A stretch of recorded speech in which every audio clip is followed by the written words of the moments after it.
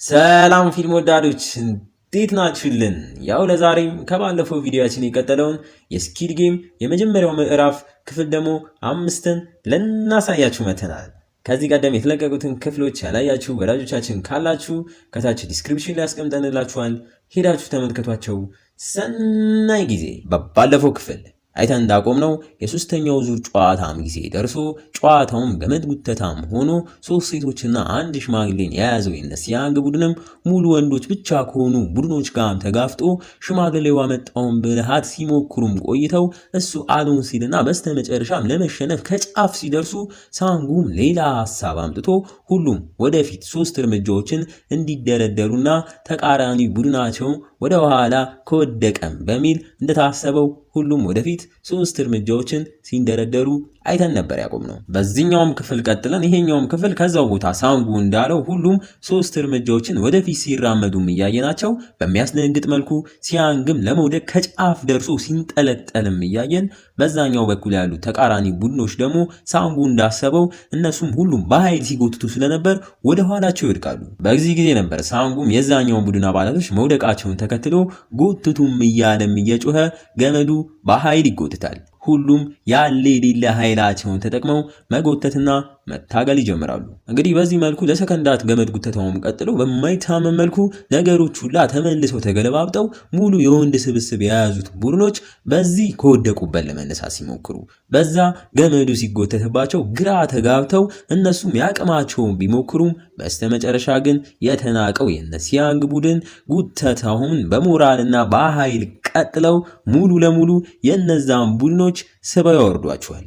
ዋው! እና ግን ቆይ እስኪ አስቡት የሲያንግን ነገር። በመጀመሪያው ጨዋታ ላይ በአሊ ተይዞ ተረፈ። በሁለተኛው ደግሞ ያንን የማይታለፍ የሚመስልን የዣንጥላን ቅርጽ በራሱ ብልሃት ተጠቅሞ በመወጣት አለፈ። አሁን ደግሞ ይህንን ምንም ያህል እንደ ደካማና እንደማትችሉ ብትታዩም ምንም ጊዜ ተስፋ አትቁረጡ ለማለት ነው።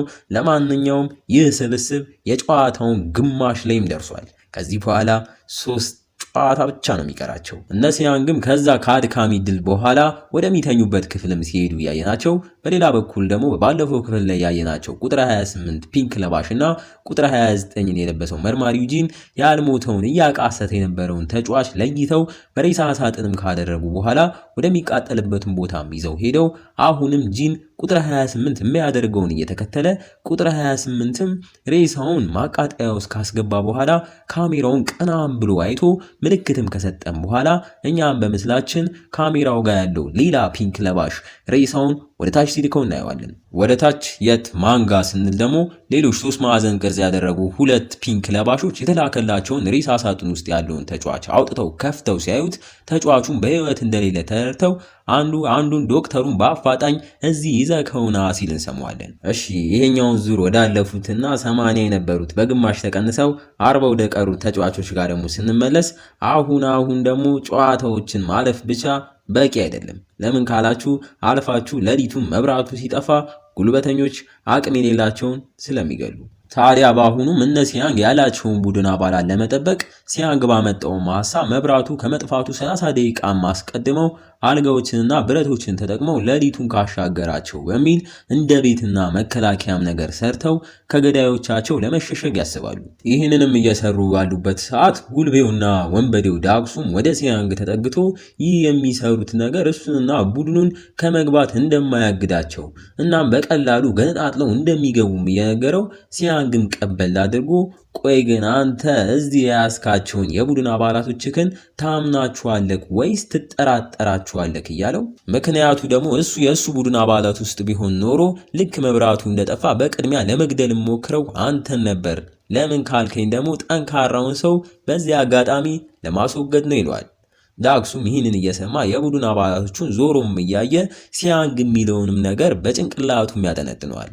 አጠንጥኖም ወደ ነበረበት ተመልሶ ለአባላቶቹ ዛሬ ምንም አይነት ግድያ እንደማይደረግም ያዛቸዋል። እነ ሲያንግም በተመሳሳይ መብራቱ ከመጥፋቱ በፊት የሰሩት ቤት ውስጥ ሆነው ግማሹ ሲተኙ ግማሹ ደግሞ መጠበቅ እንዳለባቸው እየተነጋገሩ በመጀመሪያውም ዙር አሊና ሳንጉ ሳይተኙ ሲጠብቁ ልክ እነሱ ደክሟቸው ሊተኙ ሲሉ ደግሞ ሲያንግና ሽማግሌው ሰውዬ በራሱ ፍቃድ እንደሚጠብቁም ተናግረው 30 ደቂቃውም አልቆ መብራቱም ይጠፋል። እንደተጋገሩትም ሌሎቹ ሲተኙ ሳንጉና አሊ ግን ሳይተኙ መጠበቅም ጀምረው አሊም ለሳንጉ በገመድ ጉተታው ላይ ያንን ሐሳብ አምጥቶ ህይወቱን ስላተረፈለት እንዲሁም የዛኔ ጨዋታውን አቋርጠው የሄዱን ጊዜ የረዳውን እያስታወሰው ለማመስገንም እንዲሆነው ቅድም ከተሰጣቸው ምግብ ላይም ለሱ ብሎ አስቀርቶለት እንደነበርና ያንንም እንደ ምስጋናም ሲሰጠው እያየን ሳንጉም እያመሰገነው እዚህ ጨዋታ ላይ እንዴት ልትመጣ ቻልክም ብሎ ይጠይቀዋል። አሊም ቀበል አድርጎ ገንዘብ ፈልጎ እንደሆነና ቤተሰቦቹ ደግሞ አባት እናቱና ሌሎቹ ወንድም እህቶቹ ፓኪስታን እንዳሉ እሱም ወደዚህ ኮሪያ ሚስትና የ1 ዓመት ልጁን ይዞ እንደመጣ በተጨማሪም እንደናፈቁት ሲነግረው እየሰማን ሳንጉን በተመሳሳይ እዚህ የመጣሁት ልክ እንዳንተ ለገንዘብ ነውም ሲል እንሰማዋለን። በዚህ ወደ ፒንክ ለባሾቹ ቁጥር 28 እና 29 ለነሱም የመተኛ ጊዜ ደርሶ ወደ የክፍሎቻቸው መሄድ ሲገባቸው በተቃራኒው ግን ከሌላው ተለይተው ሌሎች በሮችን ተጠቅመው ወደ ሆነ ድብቅ ቦታም ሲሄዱ እያየናቸው ሄደውም በስተመጨረሻም ቅድም የተጫዋቾቹን ሬሳ የተቀበሉት 3 ማዕዘን የለበሱት ፒንክ ለባሾቹም ጋር ደርሰው እኛም በምስላችን ቢያንግ የተባለው ተጫዋች ሬሳውን ከፍቶ የሬሳውን ጠቃሚ አካላቶች ከውስጥ ሲያወጣ እናየዋለን። ዶክተሩ ያወጣውን የውስጥ አካል ደግሞ ቁጥር 28 እና 29 በመያዝ ማንም በማያውቀው መንገድ በሚስጥር በርም አድርገው በባህር ውስጥም ዋኝተው ከደሴቷ ራቅ ብሎ ለሚጠብቃቸውን መርከብ ማድረስ እንዳለባቸው ከንግግራቸው እንሰማለን። ያው ዶክተሩ ይህን የሚያደርግበት የቀጣይ ጨዋታ ፍንጭና አንዳንድ ጊዜም ለጉልበቱ ተጨማሪ ምግብ ይሰጠዋል። እነሱም ማንም የበላይ አካል ሳይነቃባቸው ይህንን የተጫዋች አካላት እያወጡ መቸብቸባቸውን ተያይዘውታል። በቀጣይ ትዕይንቱ ወደ ተጫዋቾቹ መልሶን የነሳንጉም ተራ አልቆ ሲያንግንም ከእንቅልፉ ሲቀሰቅሱት፣ በሌላ በኩል ደግሞ ወንበዴው ዳክሱ ቅድም ሲያንግ ባለው ነገር ማለትም በቡድን አባላቶች እምነት አለከው ያለው ነገር በሐሳቡ እየተመላለሰበት በጥርጣሬም እንቅልፍ በአይኑ ሳይዞር እዛውም እንዳለ አሁን ላይ አብሯቸው የተቀላቀላቸው የቡድን አባላታቸው ቢያንግ ወይም ደግሞ ዶክተሩ ከሄደበት እስካሁን ባለመመለሱ ጥርጣሬ ውስጥም ገብተው በዛኛው በኩል ያሉት ሲያንግና ሽማግሌው ደግሞ በተራቸው ሌሎቹን እየጠበቁ ሲያንግም በሐሳቡ በፊት ለ10 ዓመታት ሲሰራበት ከነበረበት መስሪያ ቤት በባለቤቶቹ ምክንያት በጣም ብዙ ሰራተኞች ተባረው በዛም ምክንያት አመጽ አስነስተው ሲበጠብጡና በፖሊሶች ሲደበደቡ የነበረበትን ያስታወሰ ይህንንም ታሪኩን ለሽማግሌውም እየነገረው የዛኔም ከሰራተኞቹ መሃል በብጥብጡ ሳቢያ ጓደኛው በፖሊሶች ተመቶ እንደሞተም ያስታውሱናል። እንግዲህ ያ ሁሉ የተደረገው የድርጅቶቹ ባለሀብቶች ጥቅማቸውን አስበው ደሃውን ሰራተኛ አባረው ገንዘብ ለማግኘት ነበር። ሽማግሌውም ይህንን የሲያንግ ታሪክ እየሰማ ሲያጽናናው እናየዋለን። እሺ በቀጣይ ትዕይንቱ ወደ ዶክተሩም ጋር መልሶን እሱም ስራውን እየሰራ በትናንትናው ምሽት ስላወጡት ኩላሊትም እያወሩ ሬሳውንም እነሱ በሚሉት ስሙ ዞምቢው ያሉት እዚህ ድረስ አምጥተው ሊቀዱት ሲሉ በህይወት እንደነቃባቸውና በዛ ላይ ደግሞ አንድ ኩላሊት ብቻ ስለነበረው የሚያገኙት ገንዘብ እንደቀነሰባቸው በንዴት እያወሩ በዚህ ጊዜ መርማሪው ጂንም የሚያወሩት ነገር ትኩረቱን ስቦት ያልሞተ ተጫዋች ከዛስ ምን ሆነ ብሎ ይጠይቃል። እነሱ በጥርጣሬ እየተመለከቱት ቀጥቀጠው ሲገሉት እኮ ቦታው ላይ እንደነበርና ለምን አሁን ላይ እየጠየቀ እንደሆነም እየጠየቁት ጂንም መበላቱ ገብቶት እጁን ወደ ሽጉጥ ወዳለበትም ከቶ ሊያወጣ ከጫፍ ሲደርስ ዶክተሩን በመሃል በንዴት እየጮኸ ክርክራቸውን ትተው እሱን እንዲያግዙት ሲናገር እነሱም ጂንም ማፋጠጣቸውን ያቆማሉ። በዚህ መልኩ ከትንሽ ሰዓታት በኋላም ዶክተሩ ሬሳዎች ውስጥ የነበሩትን ኩላሊቶች በሳካም ሁኔታ አውጥቶ የወጡትንም ኩላሊቶች በባህር ውስጥ ዋኝተው እንዲወስዱ ቀጣይ ሰራተኞች የሆኑት ቁጥር 28 እና 29 መርማሪው ጂን ኩላሊቶቹን በጥንቃቄም በመያዝ ክፍሉን ለቀው ይወጣሉ። ወጥተውም በበሮቹን በኩል አልፈው ምግብ ማብሰያም ክፍል ጋር ደርሰው ግድግዳውም ላይ ያለውን ፍሪጅ ወደፊት በመግፋት ባዘጋጁት ጉድጓድ በኩልም አድርገው ፍሪጁን መልሰው ከሳቡን በኋላ ወደ ሌላ ጨዋታውን የሚያጫውቱት እነሱ በሚሏቸው ስማቸው የቪአይፒ ሰዎች ድንገት የሚያደርጉት ነገር በፖሊሶች ከታወቀ የሚያመልጡበትን ቦታም ጋር ደርሰው ወደ ታችም እየወረዱ ቦታውም ላይ የተጠመዱ ቦምቦች ያየው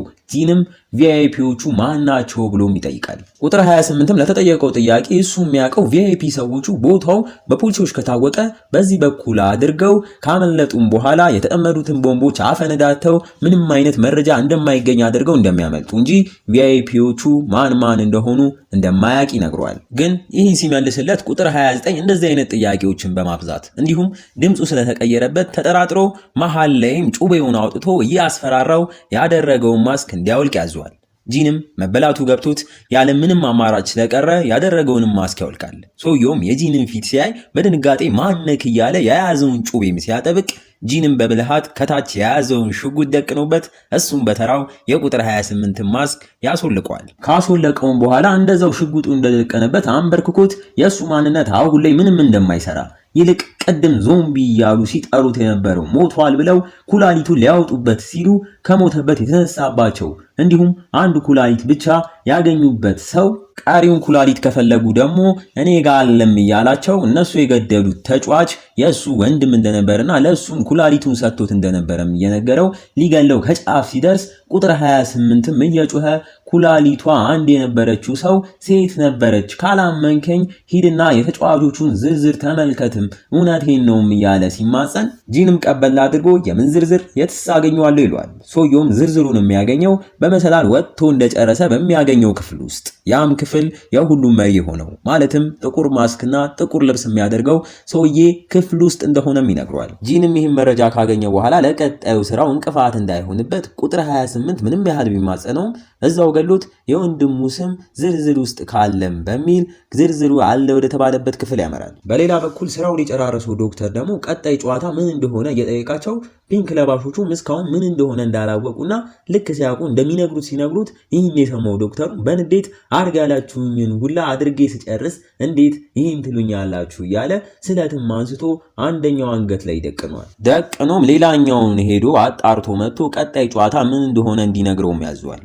ያው እንግዲህ ይህ ካልተነገረው ሲመለስ እሱን እየጠበቀ ያለው ወንበዴው ዳክሱ ምን እንደሚያደርገው እያሰበ፣ በሌላ ደግሞ ሰዎቹ ሳይነግሩት ጨዋታው ከተጀመረና ከተበላ አበቃለት ማለት ነው። ለዛም አሁን የሚችለውን ሁላ እያደረገ ሂዱና አጣሩልኝ ቢልም ፒንክ ለባሾቹ ግን እስካሁን እንዳልተነገራቸውና ሲነገረንም ቢሉትም እሱ ግን ምንም አልሰማም በማለት ይቋውጧል። እነሱም የውሸት እንዲረጋጋ በቃ አንደኛችን ሄደን ቼክ እናደርጋለን ብለው የበሩንም ቁልፍ አውጥተው ለመስጠት በማስመሰል ሸውደውት ሊያመልጡም ሲሞክሩ ቢያንግ ግን በንዴት ጭራሽ አንደኛውን በያዘው ስለት በተኛበት በተደጋጋሚ ሲወጋው እናየዋለን። ቀጥሎም ሌላኛውን ገፍትሮ በሩንም ከፍቶ ክፍሉ ለቆ ይወጣል። ወጥቶም ያገኘውን በር እየከፈተ ቢሮጥም በስተመጨረሻ ግን የብስኩቱ ጨዋታ የተጫወቱበትን ቦታም ሲደርስ ፒንክ ለባሹም ተከትሎት ሲገባ እያየናቸው ፒንክ ለባሹ መልሶ የዶክተሩን እምነት ለማግኘት የተቻለውን እያደረገ አንተን ከገደልኩክ ተጫዋች ስለሚጎል በበላዮች ዘንድ ጥርጣሬ ይፈጥራል፣ ስለዚህ ተረጋጋ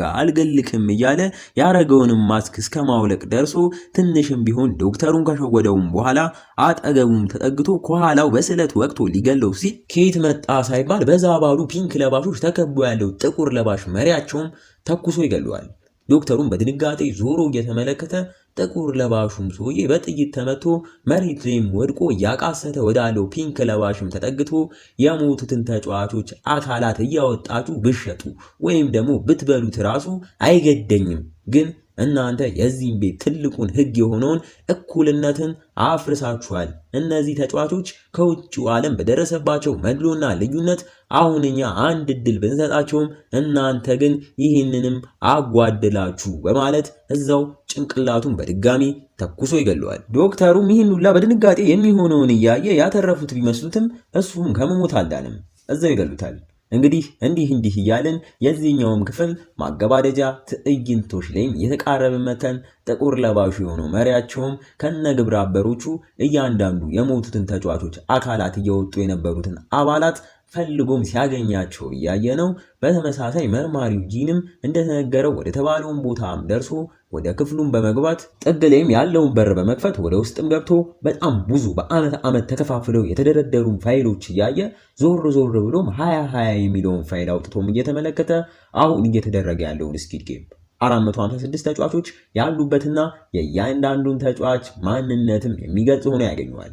የወንድሙንም መረጃ ካገኘው ብሎ ቢፈልግም ሲያጣው እያየ ነው። እዛውም በሌላ በኩል በጥቁርና በቀይ ሪባን የተጠቀለለም ካርቶን ውስጥ ሌላ አንድ የተጻፈ መረጃ ያገኛል። እሱም የአሸናፊዎች ዝርዝር ሲሆን በውስጡም የእያንዳንዱ ዓመት አሸናፊዎች ስምን ያሳያል። እኛም በምስላችን የ2015 ተጫዋቹና አሸናፊ የሆነውን ቁጥር 132 ዋንግ ኢን ሆ እናየዋለን። ማን ነው ካላችሁ የጂን ወንድም። ጂንም የወንድሙን ስም ሲያይ በድንጋጤ በፍጥነትም ወዲያው ወደ 2015 ፋይል ወደ ተቀመጠበትም አመርቶ ፋይሉንም አግኝቶ በፍጥነት እያገላበጠ ቁጥር 132 ላይም ሲደርስ ይህ ገራሚ ክፍል በዚህ መልኩ ያበቃል። እና እንዴት ነው ፊልም ወዳጆች፣ ስኪድ ጌም የመጀመሪያው ምዕራፍ ክፍል 5ን ወደዳችሁት? በቀጣይስ መርማሪው ጂን ስለ ወንድሙ ምን አይነት መረጃ ያገኝ ይሆን? አረ ተጫዋቾቹስ በቀጣይ ምን አይነት ጨዋታ ይጫወት ይሆን? አብረን የምናየው ይሆናል። እስከዛ ግን ይቺን ቪዲዮ እንደተለመደው አነስ ያለች 2000 ላይክ በአናቱ አስገቧት። እንዲሁም ሰብስክራይብ ያደረጋችሁን ወዳጆቻችን ካላችሁ ሰብስክራይብ እያደረጋችሁ ሌላም ሼር እያደረጋችሁ ለብዙ ሰው እንዲደርስ አድርጉ። አበረታቱን። እናመሰግናለን። እንወዳችኋለን። በቀጣይ ቪዲዮ እስክንገናኝ ፊልም ወዳጆች ነበርን። ቸር ቆዩልን።